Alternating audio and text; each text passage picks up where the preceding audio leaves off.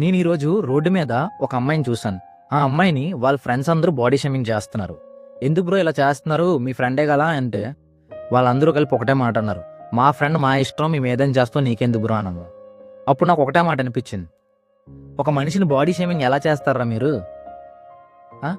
వాళ్ళకు వాళ్ళు రోజుకి ఎన్నిసార్లు నేను ఎందుకు ఇలా ఉన్నాను, ఎందుకు ఈ బట్టలు వేసుకోలేకపోతున్నాను, ఎందుకు నేను ఆ పని చేయలేకపోతున్నాను ఎంతలా ఫీల్ అవుతారు తెలుసా?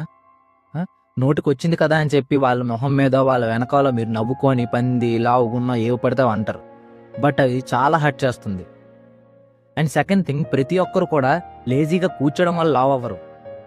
హార్మోన్లు ఇంబ్యాలెన్స్ అయ్యి లావ్ అవుతారు. దానివల్ల పీసీఓడి, పీసీఓఎస్ ఇలా చాలా రకాల ప్రాబ్లమ్స్ వస్తాయి. బట్ మీకు అవేం తెలీదు. ఆ స్టెప్స్ ఏంటో తెలీదు, ఆ బయోలాజికల్ థింగ్స్ ఏంటో తెలీదు. జస్ట్ మీ నోటికి వచ్చింది మనుషులు అనేస్తారు. అండ్ లాస్ట్గా మనీ ఉందనుకోండి, బాడీ ట్రాన్స్ఫర్మేషన్ చేస్తారు. ఒక పీటీని హైర్ చేసుకొని బాడీ ట్రాన్స్ఫర్మేషన్ చేస్తారు. మనీ లేని వాళ్ళు, మిడిల్ క్లాస్ వాళ్ళు ఇప్పుడు అలా ఉన్నారంటే మీరు జడ్జ్ చేయాలి వాళ్ళని. మీరు అన్ని ప్రతి మాట వాళ్ళు పడాల్సిన అవసరం లేదు. అండ్ మోర్ ఓవర్, ఫ్రెండ్ అయితే మోటివేట్ చేయండి. అరే నీ వల్ల అవుద్దురా, జాయిన్ అవ్వరా, లేకపోతే నేను హెల్ప్ చేస్తానరా అని చెప్పి. అంతేగాని బాడీ షేమింగ్ చేస్తూ జడ్జ్ చేయడం కాదు.